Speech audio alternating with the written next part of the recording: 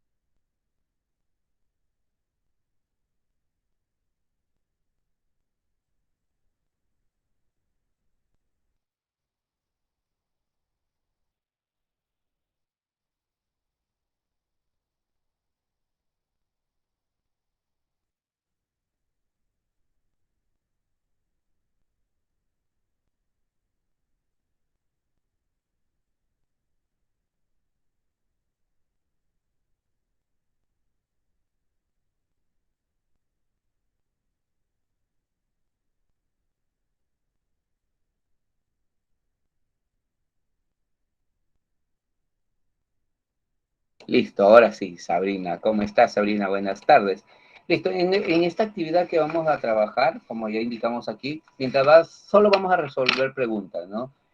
Recuerda que esta actividad 5, nuestra penúltima actividad del año, habla en función de explicar, ¿no? El funcionamiento de las células de las plantas en la descontaminación de ciertos suelos. Por lo tanto, aquí estamos reconociendo un caso, el caso de Carlos, que él vive en la sierra.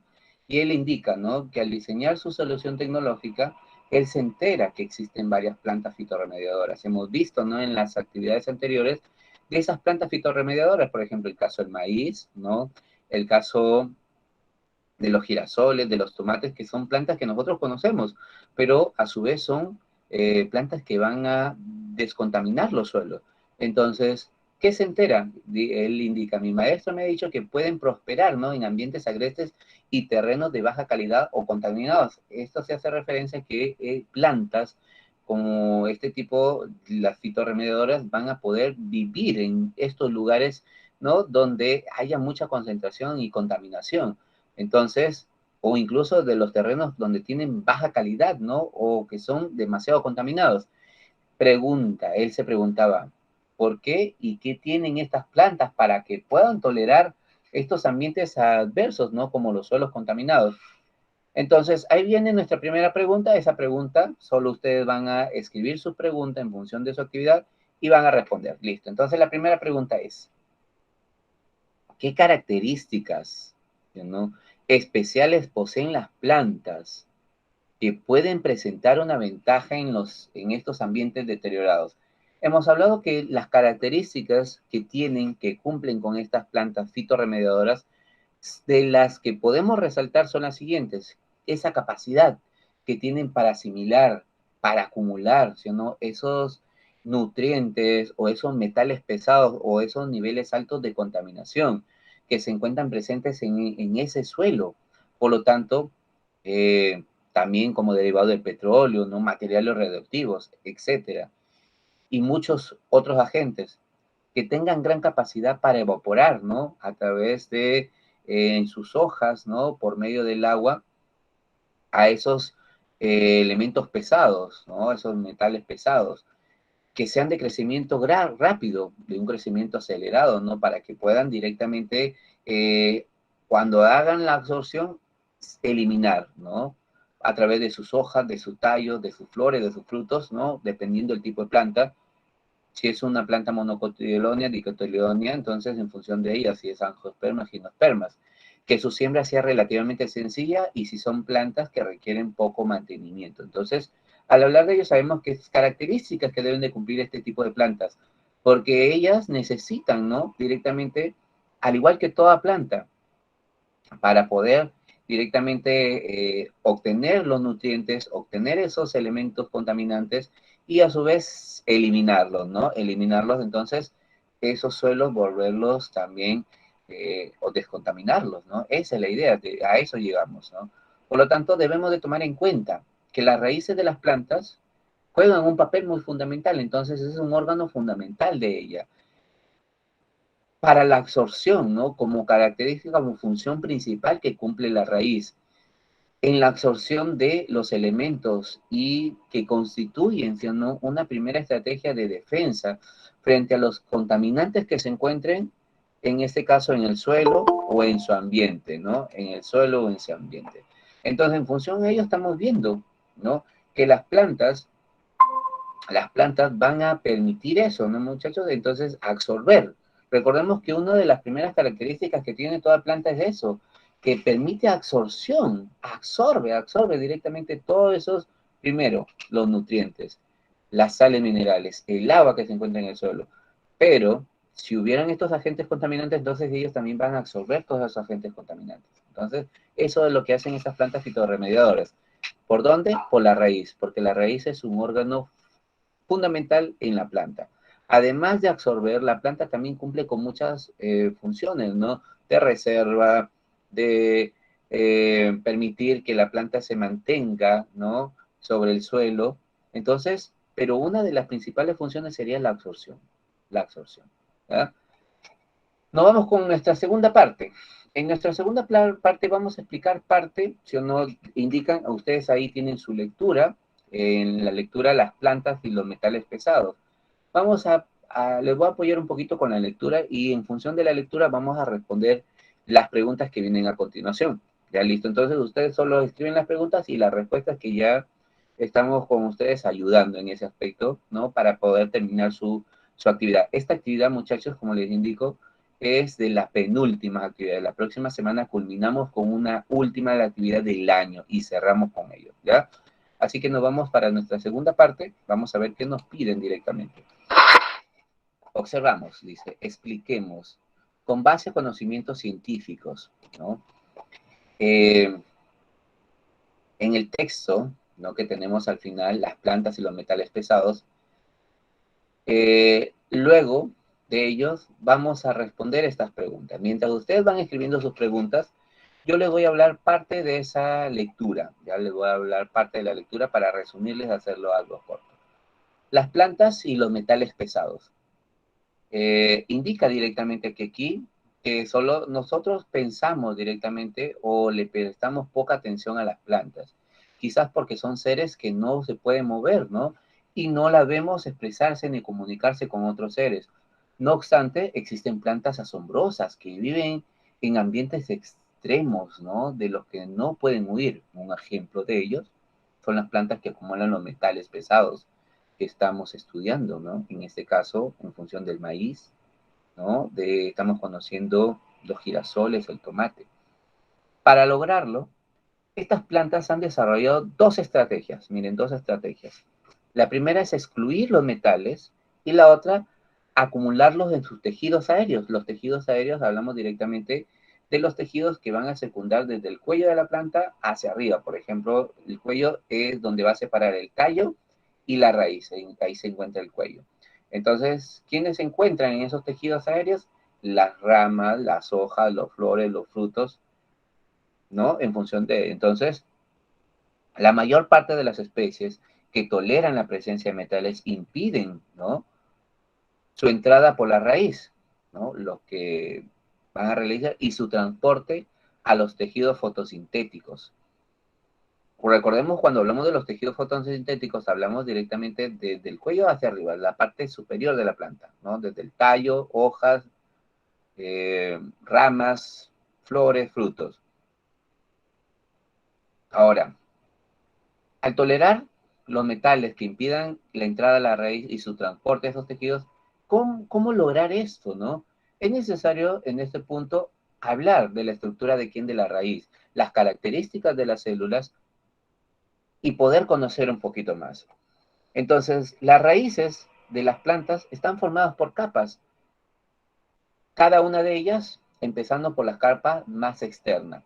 La capa más externa de la raíz está conformada por la epidermis, la externa, la que se encuentra en el posterior. Cuando nosotros sacamos una raíz, lo que observamos de la planta, ¿no?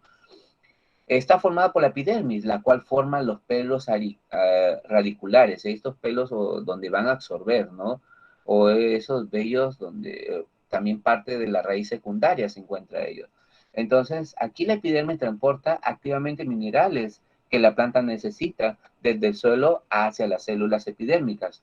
Le eleva esa gran afluencia, concentración de minerales disueltos, en ese caso los solutos, atraen atraen directamente agua hacia las células por ósmosis. Entonces, se define como ósmosis a la difusión de las moléculas a través del agua de una membrana semipermeable, ¿no? Desde la solución más diluida a la más concentrada. Se ubica la corteza que permite, si o no, que el flujo del agua en masa debido a la porosidad de las paredes celulares de las células vegetales. Recuerden que toda célula vegetal posee, además de una membrana celular, una pared celular. Por debajo de esa corteza está la endodermis, que rodea el cilindro vascular. Entonces, aquí la pared celular de cada célula endodérmica contiene una banda de material ceroso e impermeable llamada banda de Caspari. Entonces, que obliga a pasar el agua por ósmosis a través de esa membrana celular. y no de la porosidad de las paredes celulares como ocurre en la corteza. Pero sabemos que las células de la endodermis regulan ciertas sustancias que entran a ese cilindro vascular, excluyendo, ¿sí o no?, a aquellas que pudieran resultar dañinas para la planta. Este es el mecanismo que emplean las plantas exclusoras para impedir el ingreso de esos metales pesados, ¿no?, al cilindro vascular y por lo tanto el transporte de estas sustancias a los tejidos aéreos.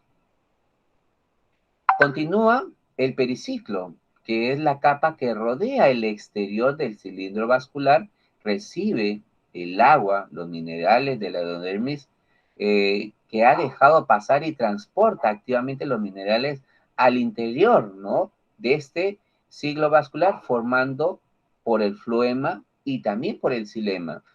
En este punto, esa banda de Caspari, ¿sí o no?, tiene un papel fundamental, pues evita que los minerales necesarios escapen de la planta.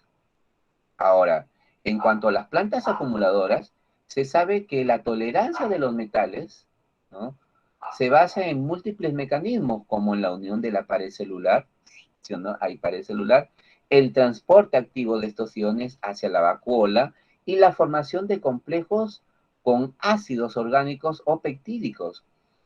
Ahora, uno de los mecanismos más importantes para la desintoxicación de metales en plantas parece ser la quelación de metales por proteínas de bajo peso molecular, como las metaloínas y los ligados peptídicos, que van a permitir que esa quelación es el proceso por el cual un compuesto químico se une con firmeza a los iones metálicos.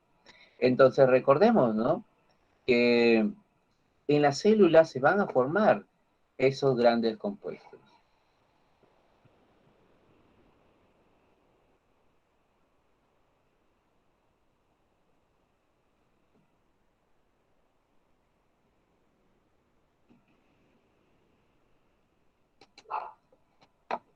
Listo. Pregunta. Primera pregunta.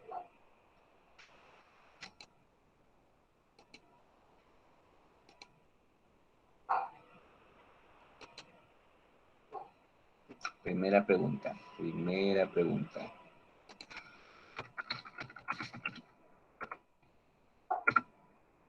Primera pregunta. Nos viene la primera.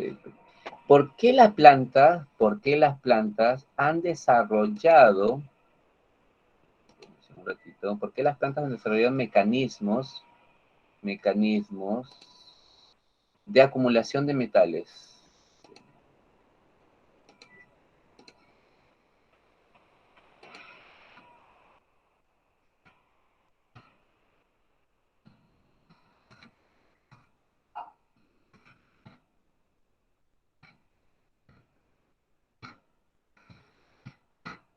Listo, vamos a ver. ¿Por qué las plantas han desarrollado esos mecanismos? Listo. Sabemos que han desarrollado, si nosotros nos remontamos a la evolución de las especies, sabemos que todas las especies se adaptan directamente a los distintos ecosistemas, a los distintos lugares donde van a desarrollar, ¿no?, donde van a vivir o donde van a compartir su ciclo de vida. Por lo tanto, ellos, en sus mecanismos fisiológicos, al igual que todo ser vivo, evitan, si o no, esa toxicidad. Recordemos que las plantas desarrollan estos mecanismos para absorber, ¿no?, y a su vez eliminar todos esos nutrientes o esos agentes contaminantes que se encuentran en el suelo. ¿Qué mecanismos posee la planta para tolerar esos contaminantes del suelo, ¿no? Recordemos que la semana pasada hablamos de varios mecanismos, en este caso de las plantas fitorremediadoras. Dos de ellos van a ser la fitoextracción, ellos van a extraer todos estos metales pesados, agentes contaminantes, ¿no? Y la fitoacumulación, entonces consiste en absorber metales mediante la raíz de las plantas y acumularlos, ¿dónde? En sus tallos, en sus eh, partes aéreas, ¿no? En sus tejidos aéreos. ¿Cómo regulan las plantas el ingreso de esos contaminantes en su interior a nivel de la raíz? Recordemos ahí, es un extracto Las raíces de las plantas están formadas por la epidermis, que forman pelos radiculares, en este caso, parte de la raíz secundaria, donde van a transportar activamente los minerales que la planta necesita. Sin embargo, debajo de esa corteza está la endodermis. Cada célula de esta contiene una banda de Caspari, ¿no? Que obliga a pasar el agua a través de esa membrana celular y no de la porosidad de las paredes celulares, evitando el ingreso de las sustancias a ese cilindro vascular, ¿no? Entonces, que no resulten dañinas a la planta. Solo van a ingresar directamente todos los nutrientes favorables. ¿Cuál es la estructura de la planta? Específicamente sabemos que es en la raíz, pero nos piden dónde y en qué parte de la célula vegetal se almacenan los metales pesados. Recordemos que aquí en las células, exactamente, en las paredes celulares. Entonces aquí hay un lugar denominado opoplasto, donde estos iones, ¿sí o no?, van de cargas negativas, en este caso, van a almacenar gran proporción de esos metales pesados antes de ser absorbidos por quienes, por las mismas raíces. Recordemos que aquí la raíz va a realizar esa función para luego secretar, ¿no? Y luego expulsar en las partes aéreas de ella, por lo tanto, en los tallos, en las hojas, en las flores, en los frutos. Recordemos que nosotros seguimos estudiando las plantas. Cuando nosotros de las plantas, ¿no?, obtenemos los alimentos, por ejemplo, obtenemos los frutos o quizás nosotros reconocemos directamente qué parte fundamental de la planta podemos consumir. Pero a diferencia de los animales no detectan, ¿no? No conocen, pero ellos creo que cuando empiezan a degustar, entonces reconocen por los sabores, ¿no? Directamente, pero su sistema de los animales, a diferencia de nosotros, van a tolerar un poco más en función de esos metales, ¿no? De esos metales pesados o lo que absorben directamente los suelos. ¿Ya, muchachos? Analizamos. Esta pregunta directamente es para ustedes. Esta pregunta es para ustedes. Sabemos que lo que sabemos de las plantas hiperacumuladoras, estas plantas que acumulan todos esos nutrientes, o en este caso, y también parte de los metales pesados o los agentes contaminantes, gracias a los avances científicos, ellos han hecho posible la aplicación de estas plantas en procesos de descontaminación del suelo. Entonces, muy fundamental poder conocer, ¿no? Pese a ello, aún faltan muchos estudios para poder comprender los complejos procesos del funcionamiento de la planta. Entonces, sabemos del 100% un 70% cómo funciona la planta. Por eso se mantiene en investigación, ¿no? La pregunta que se formula directamente para ustedes es, ¿de qué manera crees que estos conocimientos pueden seguir ayudando a descontaminar los suelos, el ambiente, ¿no? Por lo tanto, es una pregunta para ustedes directamente, para que ustedes la respondan con ese criterio que tienen en función de poder conocer. Entonces, recordemos, ¿no? Las plantas tienen la capacidad de acumular tanto elementos metálicos, ¿no?, esenciales como el cobre, el zinc, el magnesio, el hierro, el níquel, como otros no esenciales. Entonces, dependiendo a eso, sabemos que la planta igual va a absorber todos los nutrientes que se encuentren en ese suelo o donde se encuentre directamente desarrollándose. Por lo tanto, sabemos que necesita, ¿no? Y sabemos que hay algunas plantas, como sabemos, toleran y otras plantas no van a tolerar. Y al no tolerar, entonces, si no hay nutrientes favorables para la planta, simplemente la planta no cumple con su ciclo, ¿no?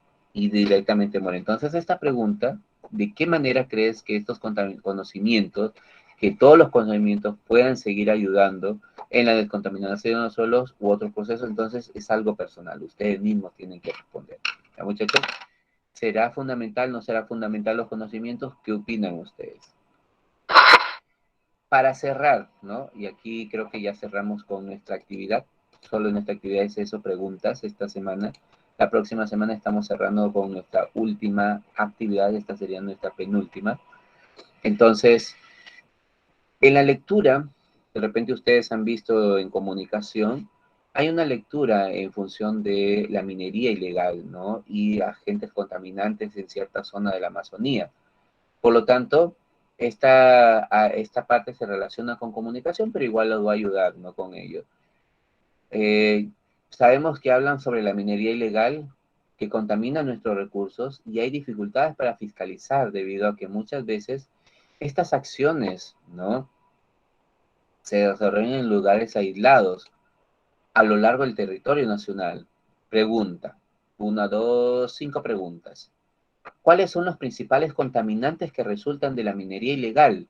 Recordemos que la minería ilegal, muchos son los agentes contaminantes. Hablamos de los agentes patógenos como los virus, las bacterias, ¿no?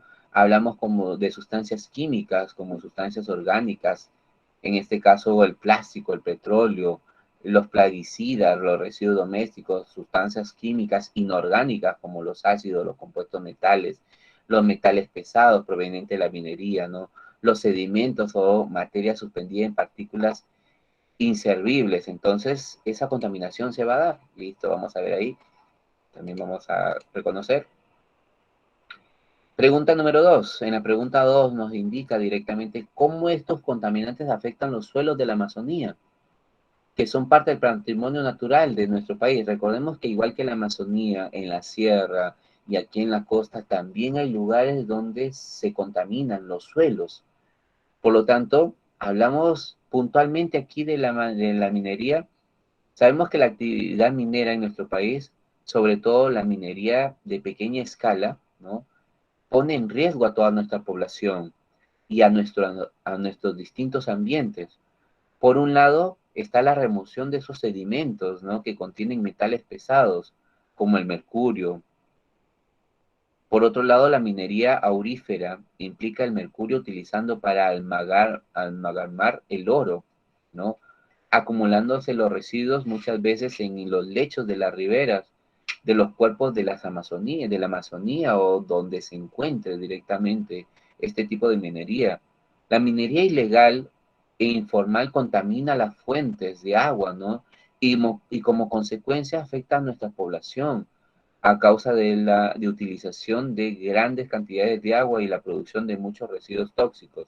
Entonces, ¿cómo estos contaminantes afectan nuestros suelos? Afectan mucho, ¿no, estudiantes?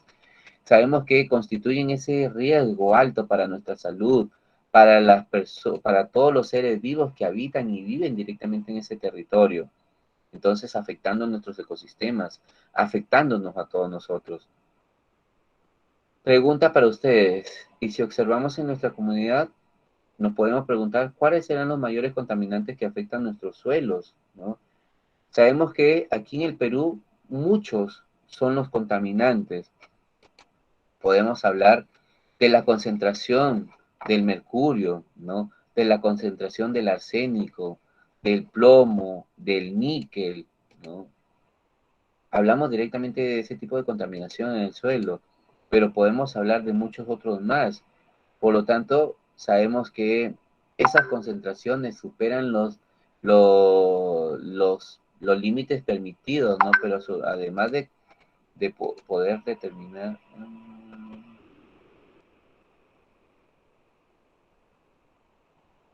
Listo, ya, muy bien.